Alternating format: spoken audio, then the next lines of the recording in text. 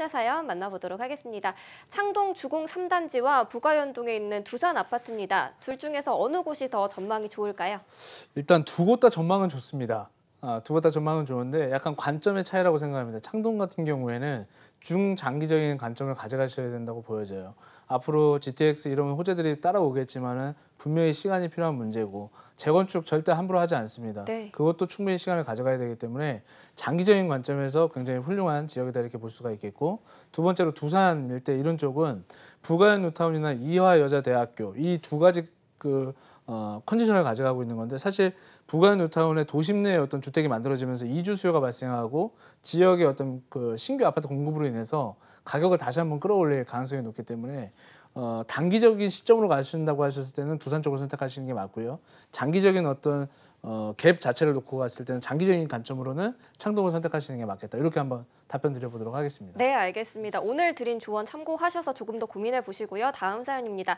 중랑구 신내동에 있는 운암 푸르미아입니다. 이곳 보유를 하고 있는데 매도를 언제 하는 게 좋을까요? 일단 운암 푸르미아 같은 경우에는 기존에 있는 신내동에 비슷한 물량이 굉장히 많은 거예요. 네. 그리고 그 뒤에 갈매라던가 구리라던가 별내라던가 다산이라던가 뒤쪽으로 신규 공급량이 많다 보니까 중랑구도 좀 오르기는 해줬지만, 서울의 여파 때문에 오르긴 해줬지만 공급량에 대한 어떤 타격을 좀 받은 곳이다. 그래서 거주와 투자를 놓고 봤을 때 거주가 한 90% 정도, 투자성으로 봤을 때는 한 10% 정도를 보시고 가셔야 되기 때문에 투자성보다는 거주성이 더 강하다. 그렇다면 투자성이 약하다는 건 뭐냐면 가격이 올라가는 부분이 좀 이렇게 빠르게 올라가지 못한다는 얘기죠. 네. 그렇기 때문에 투자의 관점에서 만약에 매도 타이밍을 잡고 계신다면 빠르게 매도하시고 도심 쪽이라든가 청량리 인근 쪽으로 안쪽으로 들어와 주시는 게 훨씬 더 합리적이겠다. 이렇게 답변 드려보도록 하겠습니다. 네, 알겠습니다. 오늘 답변 이렇게 드리고요. 다음 사연도 만나볼게요. 보유자금 2억 원의 대출을 더 받아서 서초동에 있는 주상복합 투룸 오피스텔을 투자해도 될지 고민입니다.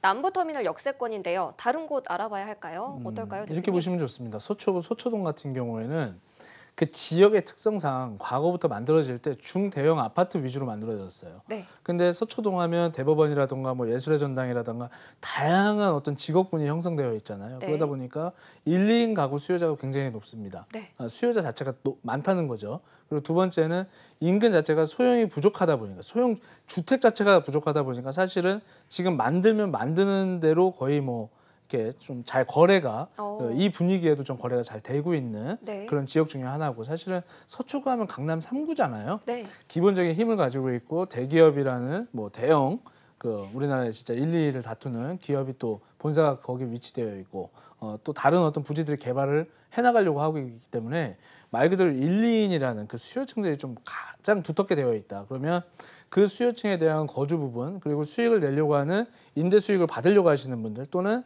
약간의 시세 차익을 노리는 이런 어떤 수요자들이 지금 강하게 밀고 들어오기 때문에 향후에 어떤 지속적인 성장 가치, 그리고 가격에 대한 상승을 한번 기대해 볼 수 있다.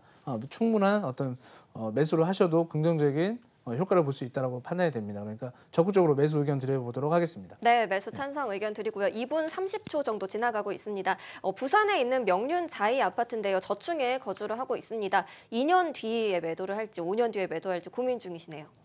명륜동 같은 경우에는 정말 이렇게 저평가되어 있던 지역이에요. 네. 부산 같은 경우에는 거의 이 힘 자체가 동남권 쪽 해운대를 기준으로 해서 이 남쪽에 좀 힘이 많이 몰려 있었는데 지금은 명륜동 쪽으로 좀 많이 가고 있다. 이건 무슨 얘기냐면 재개발과 신규 아파트 그리고 역세권에 대한 개발 값어치가 높다 보니까 새로운 상권과 새로운 인프라가 그 지역을 변화시키고 있는 것이거든요. 네. 그러면 우리 시청자님 질문대로 2년만 더 가져가 볼까? 한 5년까지 한번 더 가져가 봐도 괜찮지 않을까라는 이 질문 자체가 앞으로 지속적으로 계속 이게 뭔가 만들어진대, 변화한대라는 모멘텀을 그대로 끌고 가고 있는 것이거든요. 네. 그러니까 여기는 중장기적으로, 그러니까 단기적인 시점도 좋고 중장기적인 시점도 좋고 변화의 바람이 굉장히 많이 오고 있기 때문에 단기적으로 그냥 살짝 뭐 이렇게 좀 가지고 있다 팔아야지 이런 거보다는 네. 그냥 좀 이렇게 꾸준히 주식 이렇게 좀 오래 묵혀두듯이 좀 묵혀두셔도 괜찮겠다라는 의견 드려보도록 하겠습니다. 네, 장기 보유 알겠습니다. 답변 드리겠습니다. 네, 길게 좀 가져가셔도 괜찮을 것 같고요. 다음 사연도 만나보도록 하겠습니다. 미사 강변도시 18단지를 매도를 하고 고덕 주공 9단지로 이사를 해도 될지 고민이라고 합니다. 직장은 압구정동인데 대출까지 얻어서 마련할 생각이라고 하네요. 제가 항상 말씀드리지만 과도한 대출은 네. 좀 피하시는 게 좋습니다. 네. 욕심 때문에 무리를 할 필요는 없습니다. 그리고 가격대 자체가 굉장히 높잖아요, 그죠? 네. 낮은 금액이 아닙니다. 막 그 9억 초과하는 주택들은 실제로 우리 시청자분들도 아셔야 되는 게 9억 초과는 비과세가 없습니다.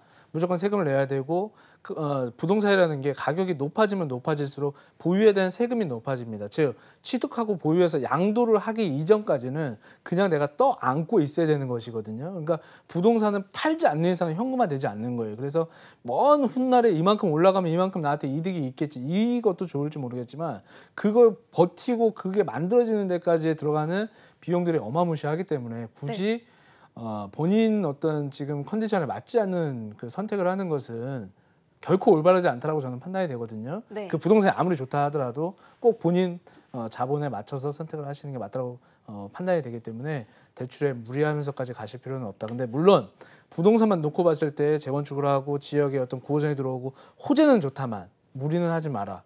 이렇게 한번 답변 드려보도록 하겠습니다.